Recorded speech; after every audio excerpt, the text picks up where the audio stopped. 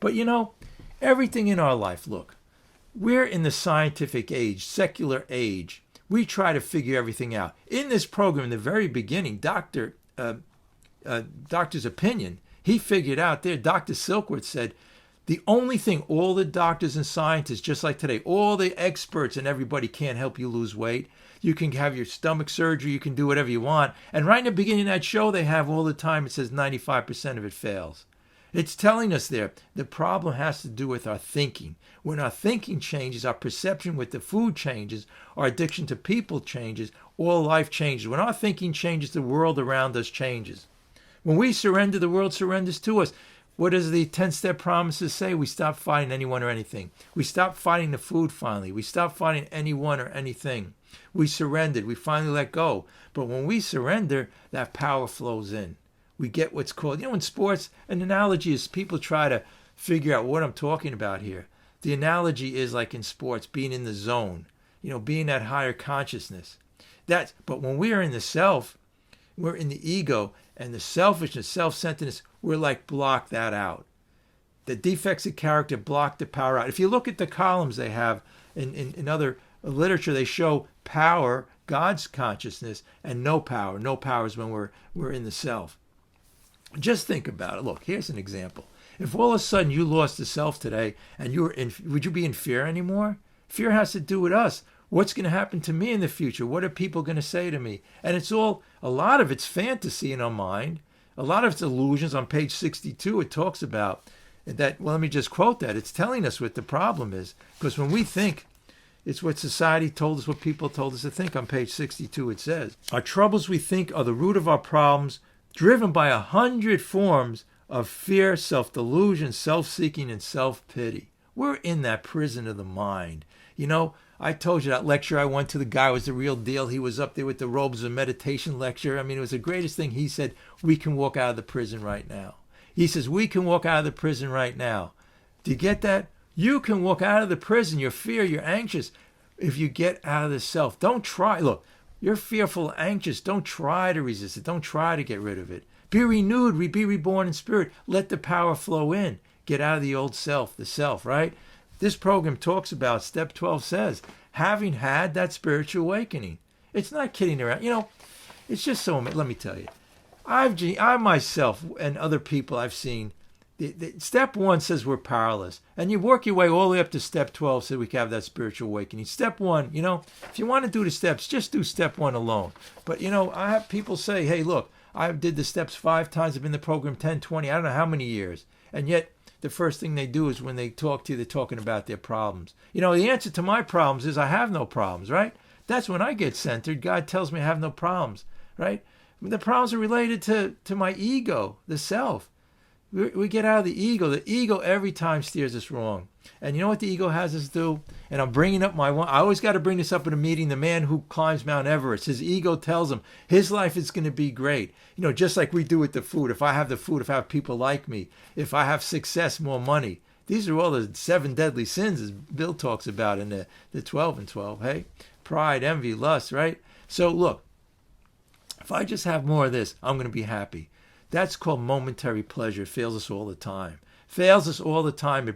But not only does it fail us, it brings more devastation. I'll give you the example. So the guy, again, spends hundreds of thousands of dollars, spends years trying to figure out how to climb Mount Everest, finally climbs it, gets frostbite, maims his body, gets on the top. He's momentarily pleasure for a minute.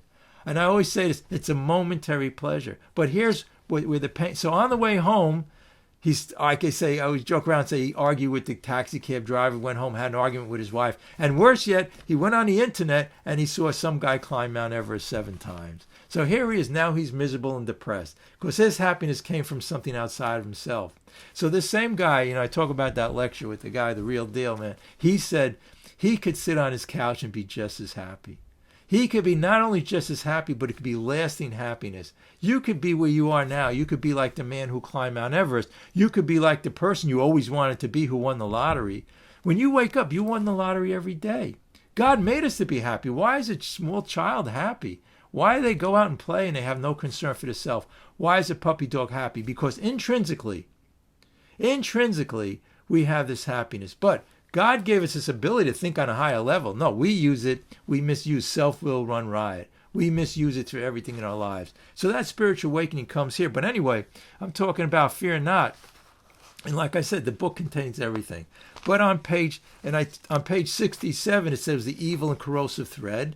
And on page 65, when you look at the columns, fear is always in the bracket to the right. It's all based on self-centered fear.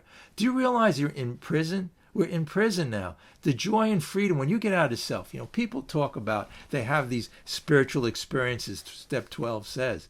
It could be a momentary, people say, oh, you got to wait years, you got to figure it out, you got to spend your lifetime doing these steps.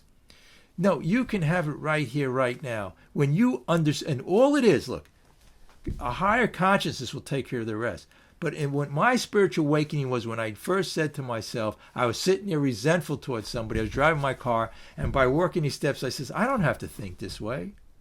I really don't. Why do I have to think this way? It's all related to the self. Get out of self, Bob. Enjoy the world. Enjoy the energy. I had no energy flowing into me. When we're in addictions too, and we're in the crazy thinking, we're finite. We walk out of the house and we're like this. We don't see, I drive my car with the food in my mouth, I'm resentful. I don't see nature and the beauty of life. I don't see the beauty in other people. I don't even, look, not only that, I'm not seeing the beauty in the person I'm resentful towards. We have what's called the sick man prayer. You could just sit there, look, when you're resentful towards somebody, they did something to you. They say hurt people hurt people. They shouldn't have done it. They were wrong. But how crazy, crazy, crazy were we? That's why it always says the inventory is ours. We're the crazy ones for being resentful, reacting to them to what they did. Like the example I use in a sick man prayer, it says, if you have a sick person physically sick, you go visit somebody in a hospital, you're not mad at them. But if somebody's spiritually not quite there, right, and they go around, they're upset and they're pushing people's buttons and this, we can only sit there and smile and have patience and tolerance and love for them. And that's the whole key here. Now, when we have this comprehension and understanding, I had a quote here written about that, but I have so many papers here, I lost it. But, oh, wait, here it is. Here it is here. This is it here. I found this quote and I saved it for this meeting, and I thought it'd be perfect for this. Enlightenment, right, is when pain and misery, anguish and anxiety understood, and then they evaporate. You get that? We don't, step 6 and 7 says our higher consciousness, God will take care of it. They evaporate. They're cast out. Just when we have the understanding where the problem is, step 1 tells us where the problem is. It says we're powerless. We're the problem. Step 2 also reinforces it. Step 2 says we're insane. But how many times have you worked the steps did you say to yourself, I'm powerless over everything in my life? Did you say, my thinking is insane? I went to a meeting. The guy says, hey, look, the first thought he has at the meeting, he says to himself, that's not true. And he said the second thought, that's not true either. So when it says here, enlightenment is when pain, misery, and anguish and anxiety are understood. When they're understood, we have love and compassion for everything. We see the world differently. 90% of our problem is with other people, 99% of it, when we get upset or angry, resentful. When we have that perception change, that spiritual awakening, we don't have to go any further.